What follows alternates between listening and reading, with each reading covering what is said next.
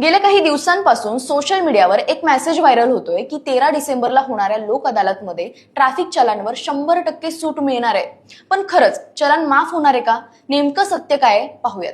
तर या viral message बाबत महाराष्ट्र वाहतूक पोलिसांनी मोठा खुलासा केलाय. मुंबईच्या अपर पोलीस महासंचालक यांच्या कार्यालयाने स्पष्ट केलंय की 13 डिसेंबरच्या लोक अदालतमध्ये वाहतूक विभागाशी संबंधित कोणत्याही ई चलन प्रकरणावर कोणतीही तडजोड स्वीकारली जाणार नाहीये.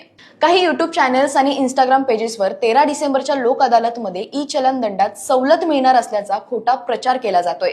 अशा अफवांमुळे तुमची आर्थिक फसवणूक होण्याची शक्यता आहे. त्यामुळे कोणत्याही अनधिकृत लिंकद्वारे तुमच्या ई चलांची रक्कम भरू नका. जर तुमचं प्रकरण स्थानिक जिल्हा विधी सेवा प्राधिकरणाने तडजोडीसाठी ठेवलं असेल तर थेट न्यायालय किंवा स्थानिक वाहतूक पोलिसांशी संपर्क साधा. आता प्रश्न असा आहे की ई चलन माफ केला जातो का? तर केवळ न्यायालयच दंडाची रक्कम कमी करण्याचा किंवा तडजोड करण्याचा निर्णय घेऊ शकतात. वाहतूक पोलीस अधिकारी फक्त चलन देतात आणि नियमानुसार दंड वसूल करतात. त्यांना दंड कमी करण्याचा किंवा माफ करण्याचा अधिकार नाही. ही महत्त्वाची माहिती तुमच्या मित्र किंवा कुटुंबासोबत नक्की शेअर करा. आणि तुमच्या शहरात कोणाला फसवणुकीचा अनुभव आलाय का? आम्हाला कमेंटमध्ये नक्की सांगा. आणि अशाच माहितीसाठी लोकमत मनीला आत्ताच फॉलो करा.